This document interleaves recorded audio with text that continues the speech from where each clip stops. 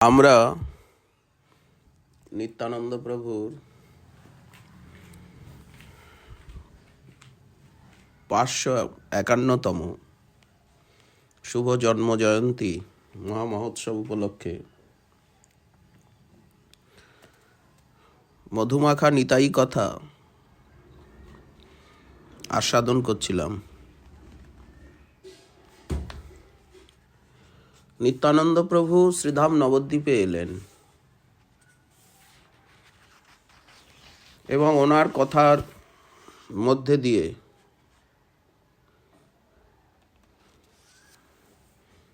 নবদ্বীপের মহিমা, গৌরলীলার বৈশিষ্ট্য প্রকাশ পেল এবং মহাপ্রভুও ভক্তগণকে বললেন যে কলির প্রভাব, কলির দর্প নাশ করতে আমি নিত্যানন্দকে পেলাম। আমি যত পতিত, পঙ্গু, জ্বর, সমাজের দলিত, পীড়িত, নিপীড়িত, আমি সকলকে উদ্ধার করব। নিত্যানন্দের প্রভাবে প্রতাপে ত্রিভুবন পবিত্র হবে।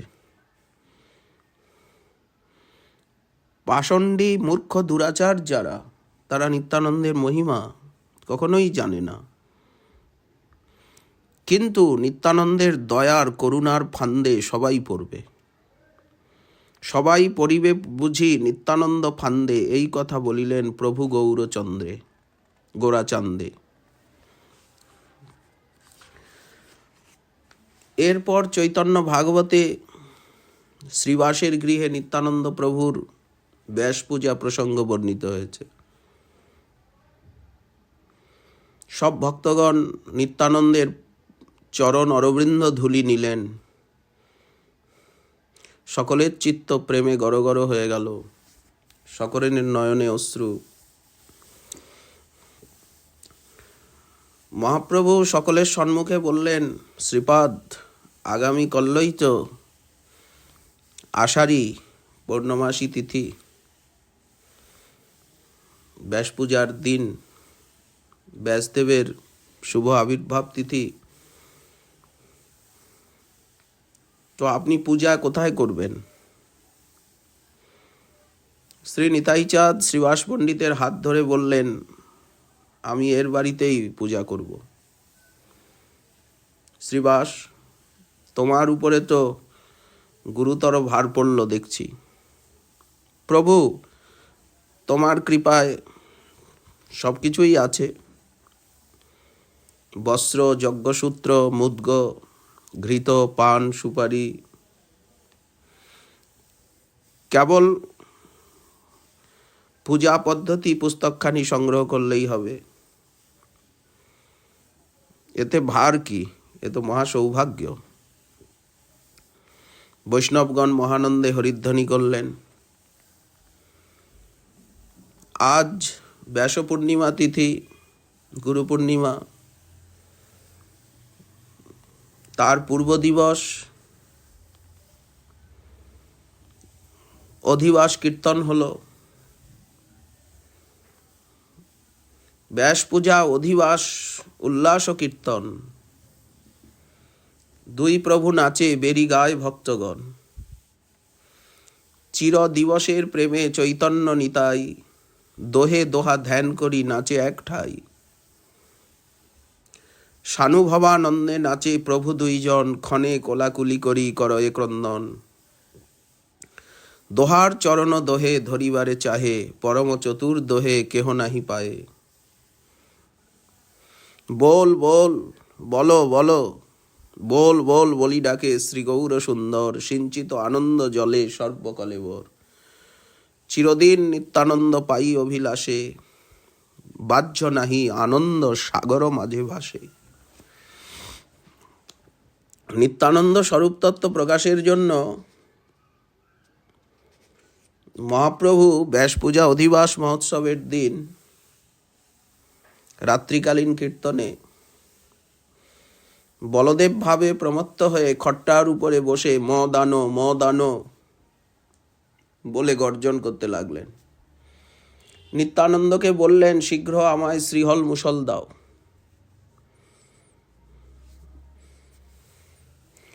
নিত্যানন্দ প্রভু মহাপ্রভুর হস্তে হল মুষল দিলেন, প্রভুও নিলেন।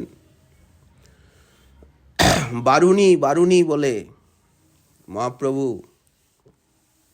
ডাক দিচ্ছেন। ভক্তগণ যুক্তি করে প্রভুর হস্তে গঙ্গা জলের ঘট দিলেন, সত্যি যেন কাদম্বরী হয়ে গেল। প্রভু পান করছেন। আবেশ দেখে সবাই বলদেবের স্তুতি পাঠ করতে লাগলেন। এরপর প্রভু পরম আবেশে নারা নারা, আরে নারা নারা বলে হুঙ্কার দিচ্ছেন। প্রভু এই নারা কে? যাকে তোমরা অদ্বৈত আচার্য বলে থাকো, আমায় বৈকুণ্ঠের থেকে এনে এখন হরিদাসকে নিয়ে শান্তিপুরে গিয়ে নিশ্চিন্তের আছে। সংকীর্তন আরম্ভে আমার এই অবতার, ঘরে ঘরে নাম কীর্তন প্রচার করব। একমাত্র যারা অভিমানী ভক্তাপরাধী তারা ছাড়া সকলকে ব্রহ্মার দুর্লভ প্রেম আমি দান করব।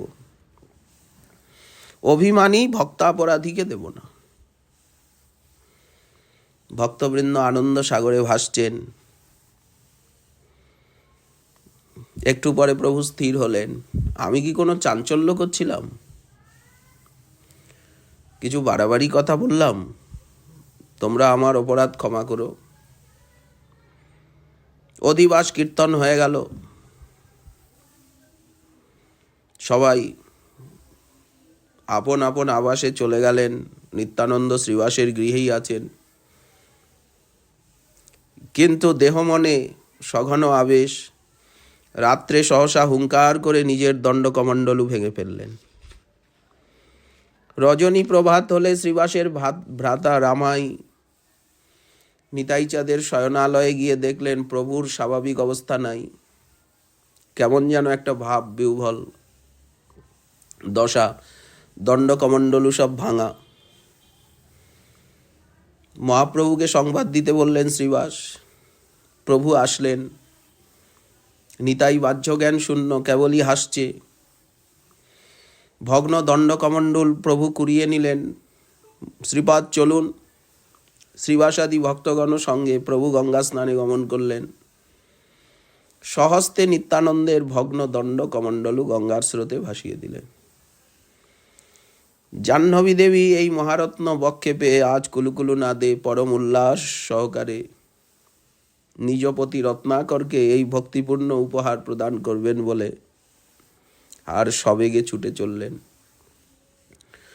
রত্নাকর আজ প্রকৃত রত্নের আকর হলেন।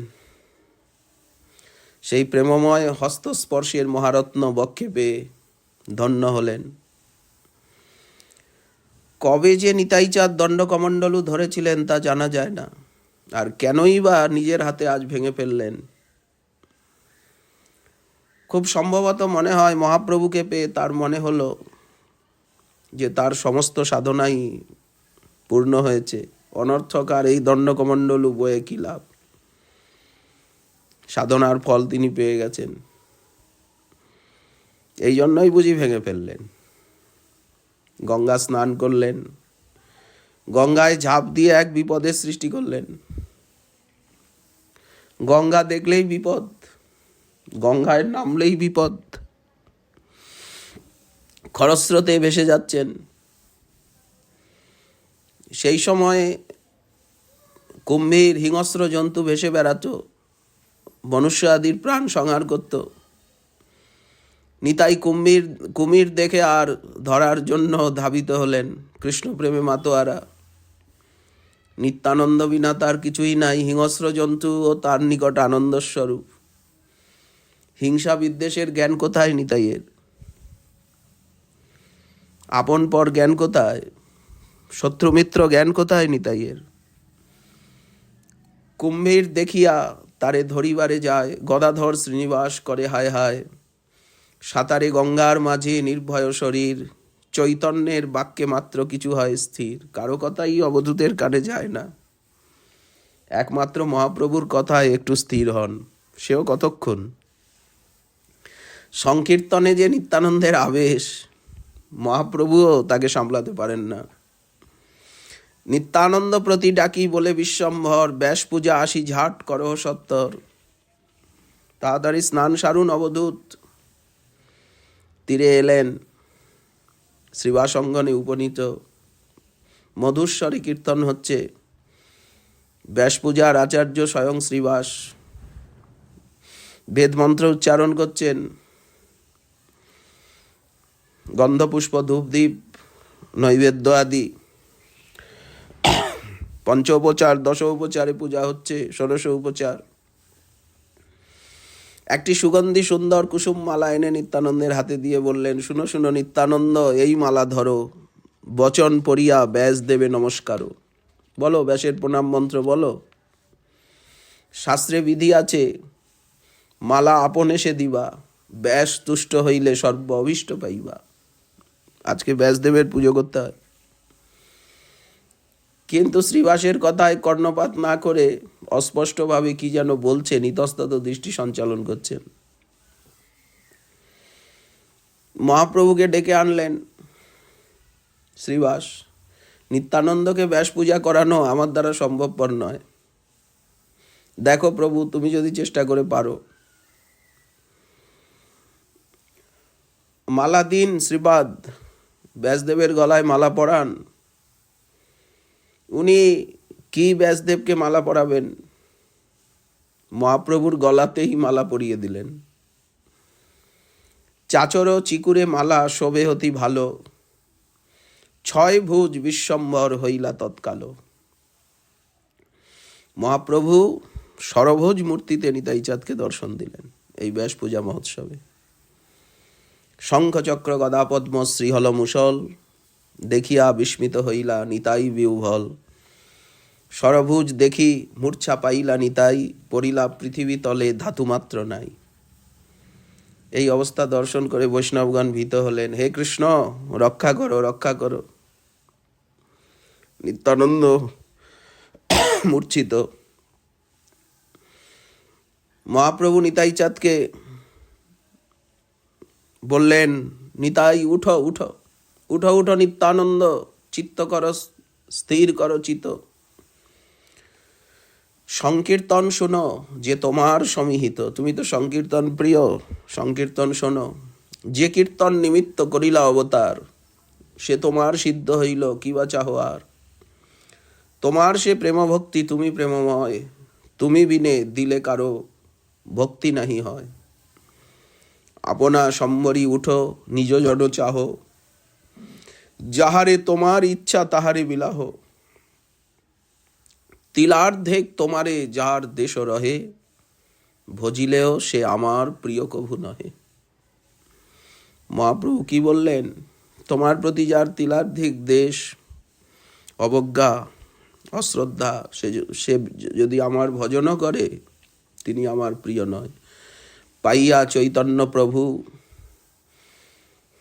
প্রভুর বচনে নিতাই চাঁদের চেতনা এলো, হইলা আনন্দময় সরভুজ দর্শনে। এইভাবে ব্যাস পূজা সম্পন্ন হলো। শিশুর মতো সরল, দিন যামিনী যাচ্ছে, চলনে আনন্দ, বলনে আনন্দ, উপবেশনে আনন্দ, ভোজনে আনন্দ, ভজনে আনন্দ। আনন্দময় নিত্যানন্দের বিন্দুমাত্র আনন্দের বিরাম নেই। নিরানন্দ বিশ্বজগতের নরনারীকে গোলক বৃন্দাবনের আনন্দ দান করতেই তো তার শুভ আবির্ভাব। কোনো কার্যই আনন্দবিহীন হতে পারে না।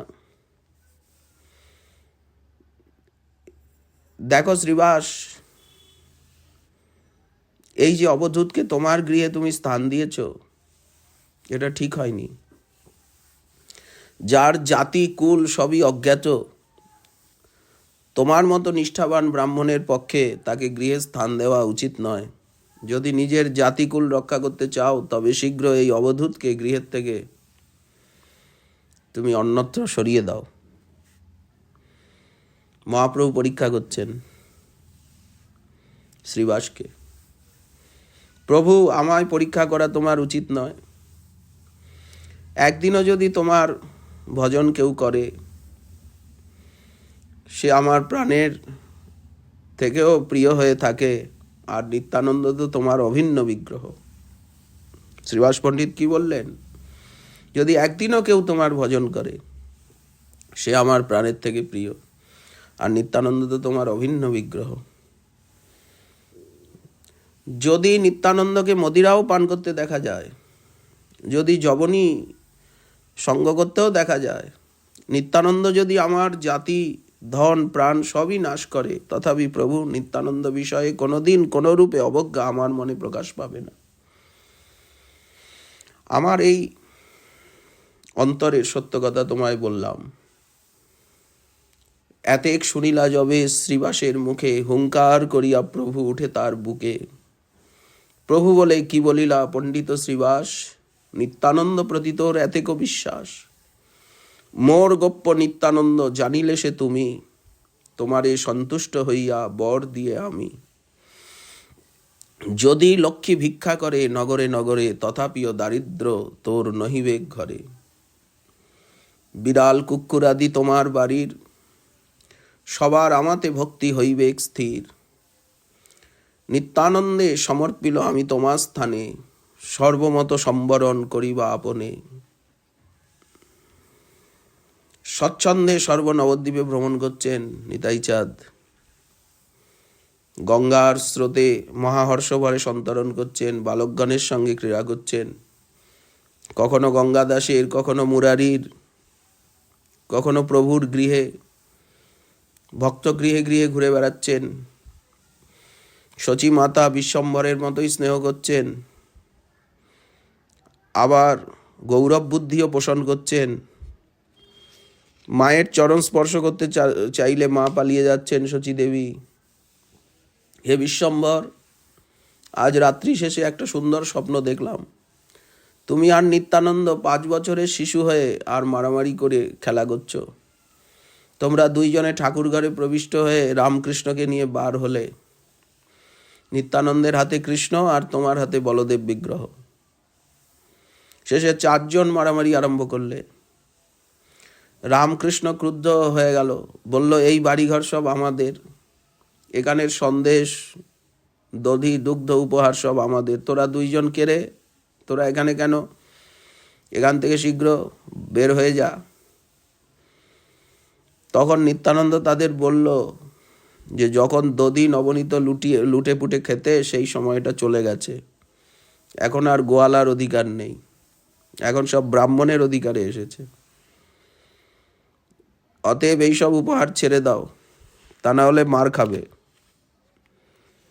রামকৃষ্ণ বলল, আর আমাদের দোষ নেই, তোমাদের দুইজনকে এখনই বেঁধে রাখবো। তখন বলরাম নিত্যানন্দের প্রতি তর্জন গর্জন করছে। তখন নিত্যানন্দ বলল, তোর কৃষ্ণকে ভয় করি না, গৌরচন্দ্র বিশ্বম্বর আমার ঈশ্বর। শচীমা স্বপ্নে দেখছেন এইরকম কৃষ্ণ বলরামের সঙ্গে গৌর নিত্যানন্দের কলহ হচ্ছে। তোদের সময় চলে গেছে, এখন গোয়ালাদের সময় নয়, এখন ব্রাহ্মণদের সময় এসেছে। সব কারাকারি করে দধি নবনীত সব ভোজন করছে। 4 জন কলহ করছে, কে কার হাত থেকে কেড়ে নেবে, কে কার মুখে দেবে। মুখে মুখ দিয়ে ভক্ষণ করছে। নিত্যানন্দ আমাকে আহ্বান করে বলল, মা, বড় ক্ষুধা পেয়েছে, অন্ন দাও। এরপরেই আমার ঘুম ভেঙে গেল। এরকম স্বপ্ন দেখলাম কেন বিশ্বম্ভর? হাসে প্রভু বিশ্বম্ভর শুনিয়া স্বপন, জননীর প্রতি বলে মধুর বচন। বড়ই সুস্বপ্ন তুমি দেখিয়াছ মাতা, আর কারো ঠাই পাছে কহ এই কথা। তোমার ঘরের মূর্তি পরতেক বড়। মহাপ্রভু বলছেন, মা, আমাদের ঘরে যে কৃষ্ণ বলরাম আছেন না, বড় জাগ্রত। মোর চিত্ত তোমার স্বপ্নেতে হইল দর্হ। আমার চিত্তটা আরো দৃঢ় হয়ে গেল রামকৃষ্ণের প্রতি। আমার একটা সন্দেহ হতো যে ভোগ লাগালে পরে ভোগ অনেক সময় কমে যায়, থাকে না। নারকেলের নাড়ু সন্দেশ, অনেক সময় ভোগ লাগালাম, দেখছি নাই। তখন আমার মনে হতো যে বিষ্ণুপ্রিয়া কি অল্প বয়স, বিষ্ণুপ্রিয়া কি কিছু খেয়ে ফেলে? তোমার বধূরে মোর সন্দেহ আছিল, আজ সে আমার মনে সন্দেহ ঘুচিল। বৌমাকে আমার সন্দেহ হতো, বৌমার বয়স অল্প, সে কি খেয়ে ফেলে? তাহলে আমাদের ঘরের সন্দেশ লাড়ু এসব যায় কোথায়? ভোগ লাগালের পরে কম হয়ে যায় কেন? হাসে লক্ষ্মী জগৎ মাতা স্বামীর বচনে, অন্তরে থাকিয়া সব স্বপ্ন কথা শুনে, বিশ্বম্ভর বলে মাতা শুনহ বচন, নিত্যানন্দে আনি ঝাট করাহ ভোজন। মা তো নিত্যানন্দ যখন ক্ষুধিত হয়ে স্বপ্নে তোমার নিকট অন্ন চেয়েছে, তখন আজই নিতাইকে ভোজন করাও। রন্ধন করছেন মা। নিতাই চাঁদের কাছে গিয়ে প্রভু বললেন, আমার বাড়িতে গোসাই আজকে ভিক্ষা, কিন্তু একটা কথা, চঞ্চলতা করবে না। করাইল শিক্ষা, অন্ন ছেটাবে না চারিদিকে। আমার মা খুব সদাচারিণী। তুমি তো প্রসাদ পেতে বসলেই ঘরের চারিদিকে অন্ন ছেটাও, সারা গায়ে অন্ন মেখে নাও। কর্ণধরি নিত্যানন্দ বিষ্ণু বিষ্ণু বলে, চঞ্চলতা করে যত পাগল সকলে। আমি কি পাগল? এ বুঝিয়ে মরে তুমি বাসহ চঞ্চল, আপনার মতো তুমি দেখো সকল। প্রভুকে আরো দোষ দিচ্ছেন যে তুমি নিজে চঞ্চল বলে আমাকেও চঞ্চল ভাবো। তুমি নিজের মতো সকলকে পাগল চঞ্চল ভাবো, আমি চঞ্চল পাগল নই। যথাসময়ে এলেন নিতাই চাঁদ, চরণ ধৌত করে ভোজনে বসলেন। ঠিক যেন কৌশল্যার গৃহে রামলক্ষণ ভোজন করছেন, সচিমা পরিবেশন করছেন। সেই সময় এক অদ্ভুত দর্শন অনুভূতি সচিমায়ের হলো। রাত্রের স্বপ্ন যেন প্রত্যক্ষ হয়ে উঠল। নিমাই নিতাইকে কৃষ্ণবর্ণ এবং শুক্লবর্ণ 5 বছরের শিশুরূপে দর্শন করলেন মা। উভয়ই চতুর্ভুজ, উভয়ই দিগম্বর, শঙ্খচক্র গদা পদ্ম শ্রীহল মুসল হস্তে, শ্রীবৎস কৌস্তুভ মকর কুণ্ডল আদি অলঙ্কারে ভূষিত, এবং নিজের পুত্রের বক্ষে বধূ বিষ্ণুপ্রিয়াকেও দেখতে পেলেন। দেখছেন নিমাইয়ের বুকে নিমাই চতুর্ভুজ, কৃষ্ণবর্ণ, নারায়ণ মূর্তিতে, আর মহাশঙ্কর্ষণ রূপে নিতাইয়েরও চতুর্ভুজ। দেখছেন নিমাইয়ের বুকে বিষ্ণুপ্রিয়া দেবী, অনপায়িনী শক্তি মহালক্ষ্মী। মা মূর্ছিত হয়ে পড়লেন। উনি অন্ন আনতে গিয়েছিলেন, এর মধ্যে এসে এই দৃশ্য দেখেন। স্তম্ভভাব হলো, হাতের থেকে অন্নের থালি পড়ে গেল, চারিদিক অন্নময় হলো। মহাপ্রভু মায়ের শুশ্রূষা করে চৈতন্য সম্পাদন করলেন, প্রেমাবিষ্ট হয়ে গেলেন শচী দেবী। এইরকম মালিনী দেবীকেও ভগবত তার অনুভব করালেন মহাপ্রভু। মালিনীর গৃহে মালিনীর সাথে কত কত লীলা। কাক নিয়ে গেছে ঘিয়ের বাটি, মালিনী কাঁদছেন, মা তুমি কাঁদছো কেন, কি হয়েছে বলো, সব দুঃখ দূর করব। চোখের জল মুছে বললেন, তুমি চুপ করো মা, আমি এখনই বাটি এনে দিচ্ছি কাকের কাছ থেকে। ওহে কাক, তুমি বাটি এনে দাও। ক্ষীরোদক সাই নারায়ণ জগতের জীবগণের অন্তর্যামী, জীবের মধ্যে উনি তো পরমাত্মা রূপে বিরাজ করছে। নিত্যানন্দ কারণার্ণবসায়ী, গর্ভোদকসায়ী, ক্ষীরোদকসায়ী, নারায়ণের মূল তত্ত্বস্বরূপ।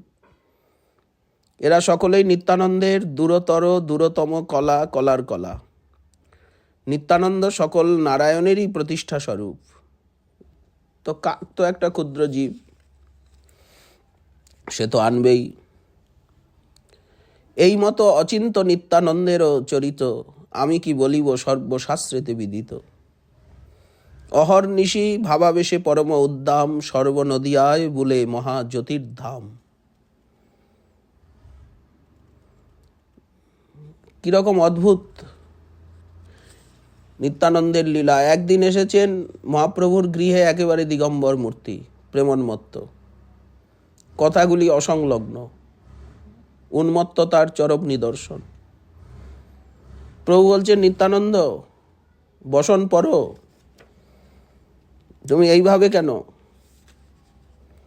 কিছুই শুনছেন না, খলখল করে হাসছেন, বাহ্যজ্ঞান শূন্য। এই ভাব অতি দুর্গেয়, অসম্বদ্ধ এবং অসংলগ্ন কথা বলছেন। অনন্ত জ্ঞানের আধার, কিন্তু আজ প্রেম সাগরে ডুবে গেছেন। এই যে শিষ্টতা, ভদ্রতা, আচার ব্যবহারের তিনি বহু ঊর্ধ্বে, আজ কুণ্ঠাবিহীন। এখানের নিয়ম আচরণ আদি সবই দুর্গেয়। তিনি কৃষ্ণপ্রেমে বিহ্বল, উন্মত্ত মাতোয়ারা, বাহ্য জ্ঞানহীন, অগাধ অতল স্পর্শ, অনন্ত বিশারী সুবিশাল মহাসিন্ধুর মতো তিনি। এমন তো শোনা যায় না, দেখা যায় না, অশ্রুতপূর্ব, অদৃষ্টপূর্ব, অনন্ত অসীম ভাবপূর্ণ গোলক বৃন্দাবনের আরাধ্যতম বস্তু। এর তত্ত্ব নির্ণয় করা মানবের জ্ঞানের অতীত। কোন অচিন্ত আনন্দ সাগরে ভাসমান।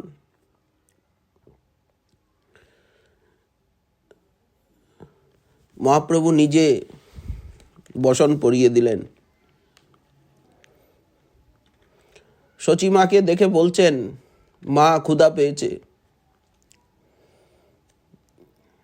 শচীমা বললেন, বসো।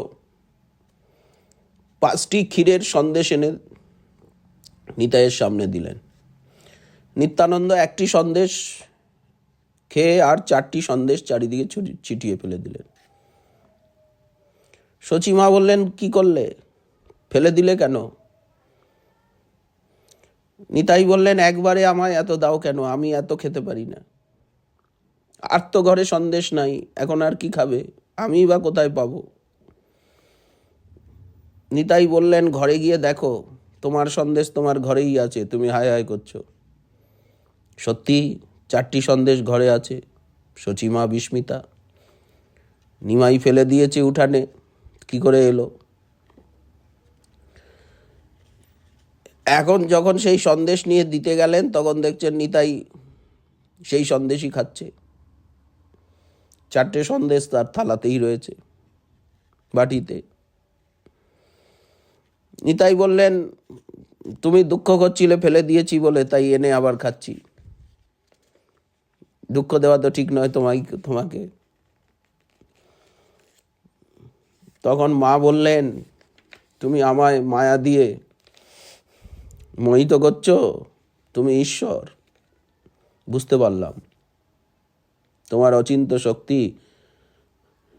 তখন নিতাই লজ্জিত হলেন, বললেন, তুমি আমার মা, এসব কি বলো? আমি তো তোমার সন্তান, তুমি আমায় ঈশ্বর বলছো? নিতাই ছুটে পালিয়ে গেল। এই মতো নিত্যানন্দ চরিত্র অগাধ, সুকৃতির ভালো কিন্তু দুষ্কৃতির কার্যবাদ। একদিন মহাপ্রভুর গৃহে এসেছেন। মহাপ্রভু বললেন, শ্রীপাদ 1খানা কৌপিন দেবেন? শ্রীপাদ কি কথা শোনেন? মহাপ্রভু নিজে শ্রীপাদের 1খানা কৌপিন নিয়ে খণ্ড খণ্ড করে অনেক ভাগে ছিন্ন করলেন। সব পার্শ্বদগণকে এক এক করে খণ্ড দিচ্ছেন। প্রভু বলে, এই বস্ত্র বান্ধ সব শিরে, অন্যের কি দায়, ইহা বাঞ্ছে যোগেশ্বরে। নিত্যানন্দ প্রসাদেশে হয় বিষ্ণু ভক্তি, জানিহ কৃষ্ণের নিত্যানন্দ পূর্ণ শক্তি। কৃষ্ণের দ্বিতীয় নিত্যানন্দ বই নাই, সঙ্গী সখা শয়ন ভূষণ বন্ধু ভাই। বেদের অগম্য নিত্যানন্দের চরিত্র, সর্বজীব জনক রক্ষক সর্বমিত্র। ইহান ব্যবহার কর্ম সব কৃষ্ণ রসময়, ইহানে সেবিলে কৃষ্ণে প্রেম ভক্তি হয়। ভক্তি করি ইহান কৌপিন বান্ধ শিরে, মহাযত্নে ইহা পূজা কর গিয়া ঘরে। সেই কৌপিনের চিহ্নাংশ এক একটি করে ভক্তদেরকে দিয়ে মহাভক্তির সঙ্গে মস্তকে বাঁধতে বললেন, ঘরে গিয়ে পুজো করতে বললেন। প্রেমানন্দ ঘন বিগ্রহ, তার কৌপিন খণ্ডেও প্রেম শক্তি বিরাজিত, সাধারণকে কৃষ্ণ প্রেমে প্রমত্ত করতে পারে এই কৌপিন খণ্ড, তাই মহাযোগেশ্বরেরও বাঞ্ছনীয়। নিত্যানন্দের মধ্যে কৃষ্ণের পূর্ণ শক্তি বিরাজ করছে, নিত্যানন্দের প্রসাদে কৃষ্ণ ভক্তি লাভ হয়। নিত্যানন্দকে প্রসন্ন করা, তার প্রসন্নতা জনিত অনুগ্রহ লাভ করাই হচ্ছে কৃষ্ণ ভক্তি প্রাপ্তির অমোঘ উপায়। নিত্যানন্দ কৃষ্ণের দ্বিতীয় স্বরূপ। তিনি ত্রেতায় লক্ষণ রূপে, দাপরে বলদেব রূপে, কলিতে নিত্যানন্দ রূপে চিরলীলার সঙ্গী। তিনি সখা, শয়ন, ভূষণ, ভাই, বন্ধু রূপে। তিনি যুগে যুগে কৃষ্ণের নানাবিধ সেবা করেন, তাই তার চরিত্র বেদের অগম্য। সর্বজীবের জনক, রক্ষক এবং মিত্র তিনি কারণার্ণবসায়ী, গর্ভোদকসায়ী, ক্ষীরোদকসায়ী, পুরুষত্রয়ের মূল অবতারী, বিশ্বের স্রষ্টা, রক্ষক, পালয়িতা, সর্বজীবের অন্তর্যামী। মহাপ্রভু যেভাবে স্তুতি করেন তার সারমর্ম এই।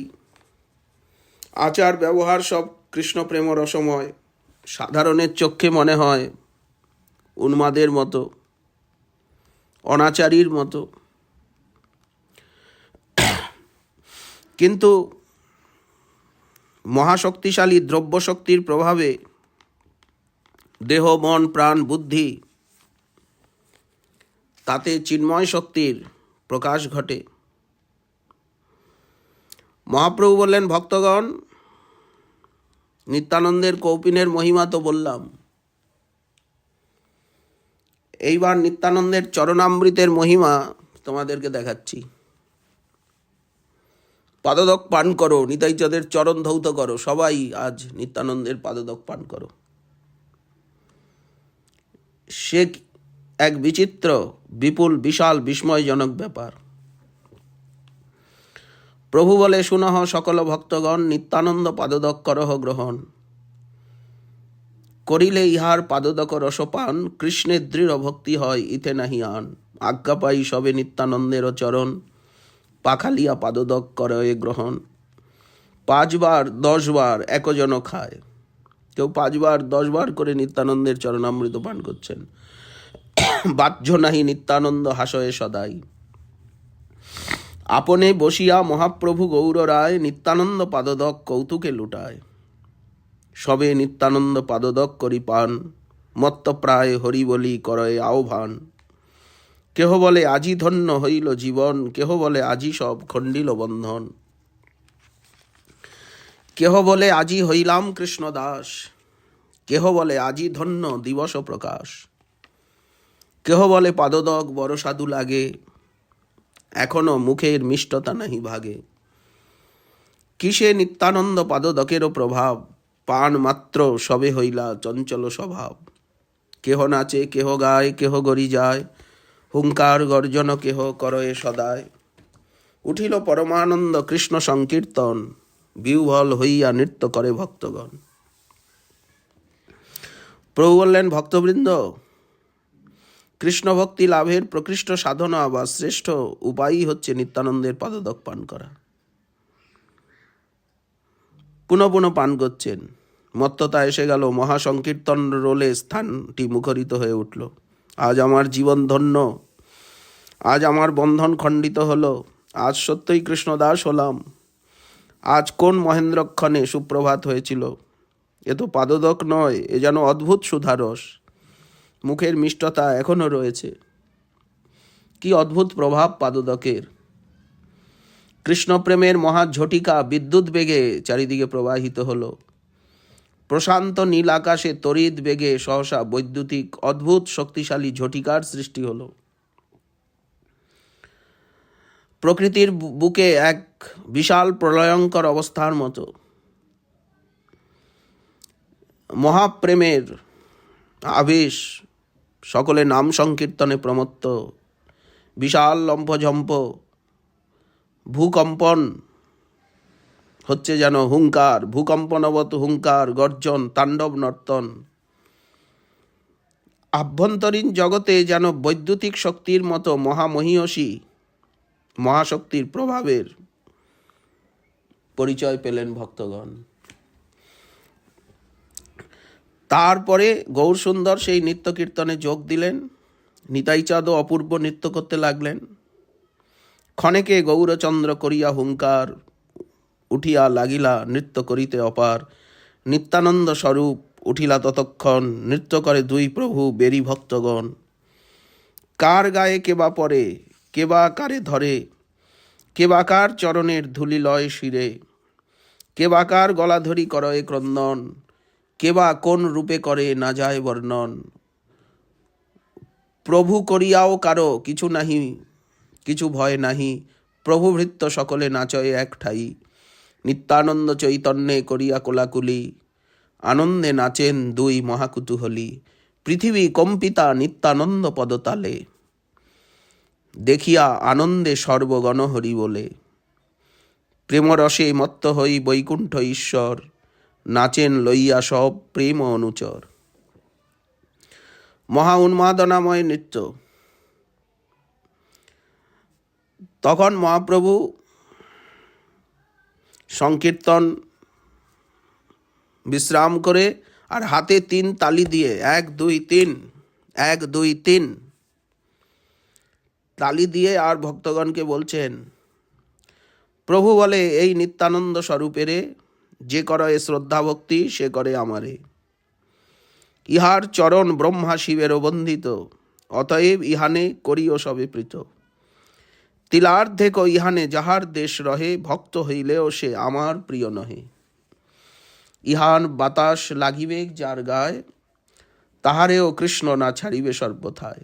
শুনিয়া প্রভুর বাক্য সর্বভক্তগণ মহা জয় জয়ধ্বনি করিলা তখন।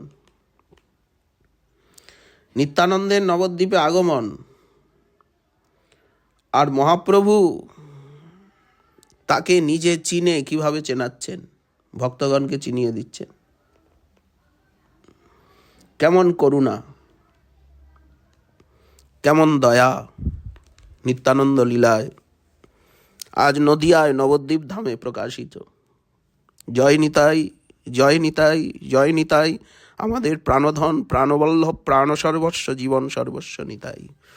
জয় গৌর, জয় গোবিন্দ গোপীনাথ মদন মোহন, জয় শ্রী রাধে প্রাণেশ্বরী শ্রী রাধে, রাধে রাধে রাধে।